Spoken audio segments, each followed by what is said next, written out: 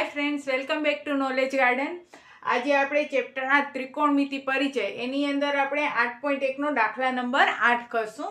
દાખલા નંબર 8માં કહે છે 3 કોટ a બરાબર 4, તો નક્કી કરો કે 1 - tan વર્ગ અપોન 1 + tan વર્ગ a ઇક્વલ ટુ cos વર્ગ a માઇનસ sin વર્ગ a. હવે આ આપણે સાબિત કરવાનું છે. તો સૌથી પહેલા તો આ નિત્ય સમથી પણ સાબિત થાય. આપણે અહીંયા નિત્ય સમથી સાબિત નહીં કરીએ. શું કામ? કારણ કે આપણે કીધું છે કે 3 કોટ a બરાબર 4 હોય તો નક્કી કરો, એટલે કે આપણને આનો ઉપયોગ કરવાનો કીધો છે. આ દાખલામાં જો આપણને આ ન આપ્યું હોત તો આપણે અહીંયા tan વર્ગની જગ્યાએ લખી શકત sin ના cos કરીને સાદું રૂપ આપો તો ડાયરેક્ટ આવી જાય, એટલે કે આના બરાબર આ થઈ શકે. પણ આપણે અહીંયા એવું નથી કરવાનું, કારણ કે આપણને શરત કહી દીધી છે કે જો 3 કોટ a બરાબર 4 હોય તો નક્કી કરો, એટલે કે આપણે અહીંયા આ વેલ્યુનો ઉપયોગ કરવાનો છે. તો હવે જોઈએ 3 કોટ a બરાબર 4, તો આ 3 ગુણાકારમાં છે, અહીંયા આવે તો ભાગાકારમાં. એનો મતલબ શું થયો? કોટ a બરાબર કેટલા થયા? 4/3. આ 3 અહીંયા ગુણાકારમાં હતા, અહીંયા આવે તો ભાગાકારમાં. કોટનો મતલબ શું થાય? તો હવે તો તમને 6 ગુણોત્તર યાદ રહી ગયા હશે. તો કોટનો મતલબ શું થાય? તો અહીંયા a લખ્યો છે. કોટનો મતલબ થાય પાસેની બાજુ છેદમાં સામેની બાજુ. પણ કેની પાસેની બાજુ ને કેની સામેની બાજુ? તો a ની પાસેની બાજુ અને a ની સામેની બાજુ. તો a ની પાસેની બાજુ, અહીંયા a હોય તો a, c હોય તો c ની પાસેની બાજુ. પણ કોટનો અર્થ થાય પાસેની બાજુ છેદમાં સામેની બાજુ. તો કોટ a એટલે a ની પાસેની બાજુ છેદમાં a ની સામેની બાજુ. તો જુઓ આ ખૂણો a, ખૂણા એની સામેની બાજુ છે BC. આ તો કર્ણ કહેવાય, તો પાસેની બાજુ એ બી થયો કહેવાય, બરોબર? આ કાટખૂણો થયો એટલે આને આપણે કહીશું કર્ણ. તો હવે અહીંયા કને a ની પાસેની બાજુ, તો a જેમાં હોય એ જે રેખાખંડ છે એની પાસેની બાજુ કહેવાય, એટલે એની પાસેની બાજુ શું થશે? AB. અને એની સામેની બાજુ શું થશે? તો આ ખૂણો a, એની સામેની બાજુ BC. અને એનું પ્રમાણ આપી દીધું છે 4/3, એટલે કે AB બરાબર 4 અને BC બરાબર 3. હવે બે માપ છે, આપણે ત્રીજો માપ શોધવાનો છે. અને હંમેશા કાટખૂણો જોઈએ એટલે આપણે પાયથાગોરસના નિયમ મુજબ ત્રિકોણ ABC માં ખૂણો B 90 નો છે, માટે AC નો વર્ગ બરાબર AB નો વર્ગ વત્તા BC નો વર્ગ. કર્ણનો વર્ગ બરાબર સામેની બાજુનો વર્ગ વત્તા પાસેની બાજુનો વર્ગ. આ બધા જે દાખલા છે કે જેની અંદર આવી રીતે સ્ટાર્ટ થાય છે, એટલે કે બે બાજુના માપ આપ્યા હોય એટલે તમારે પાયથાગોરસથી એકવાર ત્રીજી બાજુ શોધવાની. હવે પાયથાગોરસ મુજબ AC નો વર્ગ, તો AC નો માપ આપણને આપ્યો નથી. AB નો માપ આપ્યો છે 4 એટલે 4 નો વર્ગ. BC નો માપ આપ્યો છે 3 એટલે 3 નો વર્ગ. 4 નો વર્ગ 16, 3 નો વર્ગ 9, 16 ને 9 25, એટલે AC કેટલા થશે? 25. AC નો વર્ગ 25 એટલે AC કેટલા થયા? 5. હવે AC મળી ગયો છે, તો હવે આપણે આ બંનેને સરખા કરવાના છે. તો પહેલા આપણે ડાબી બાજુનો ટુકડો પકડવાનો. ડાબી બાજુ, તો ડાબી બાજુ શું કહે છે? 1 - tan વર્ગ a અપોન 1 + tan વર્ગ a. હવે 1 ના 1 માઇનસ tan નો અર્થ શું થાય? સામેની બાજુ છેદમાં પાસેની બાજુ. જો આ 6 ગુણોત્તર યાદ રાખવાના તમારે. tan નો અર્થ થાય સામેની બાજુ છેદમાં પાસેની બાજુ. કેની સામેની બાજુ? તો a ની. તો જુઓ a ની સામેની બાજુ કઈ છે? BC. અને પાસેની બાજુ કઈ છે? AB. તો 1 - tan વર્ગ એટલે સામેની બાજુ છેદમાં પાસેની બાજુ એનો વર્ગ. અને છેદમાં પણ ઈ જ છે, tan જ છે, એટલે આ જ ગુણોત્તર આવશે, પણ અહીંયા માઇનસ છે ને છેદમાં શું આવશે? પ્લસ. હવે આકૃતિમાંથી એની કિંમત જોઈ લ્યો.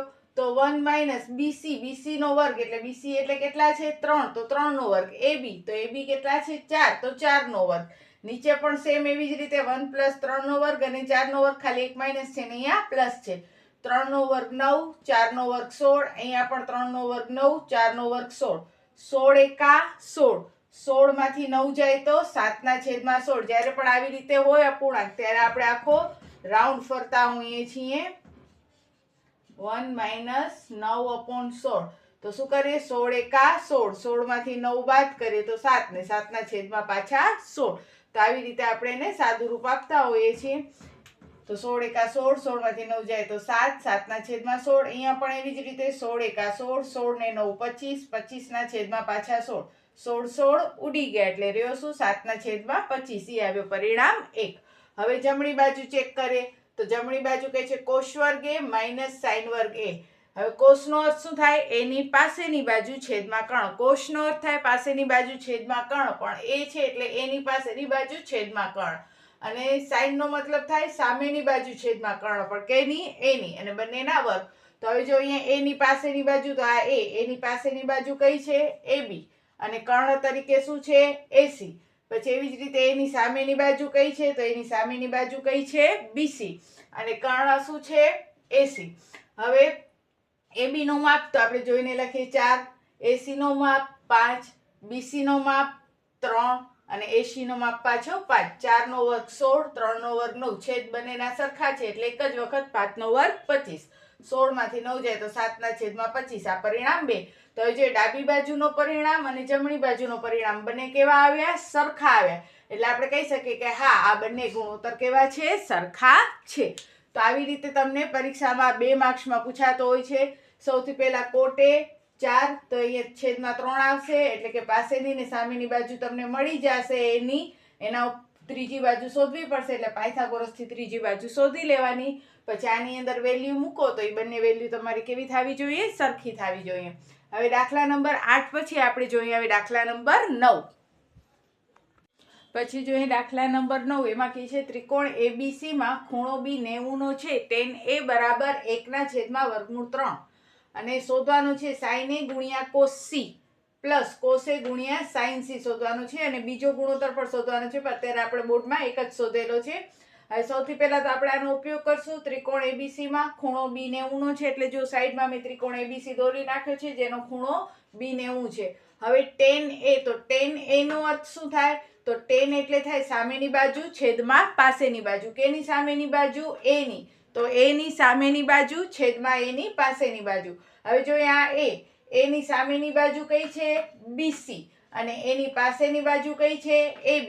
tan A ની વેલ્યુ આપી દીધી છે 1/√3 એનો મતલબ BC બરાબર 1 ને AB બરાબર √3.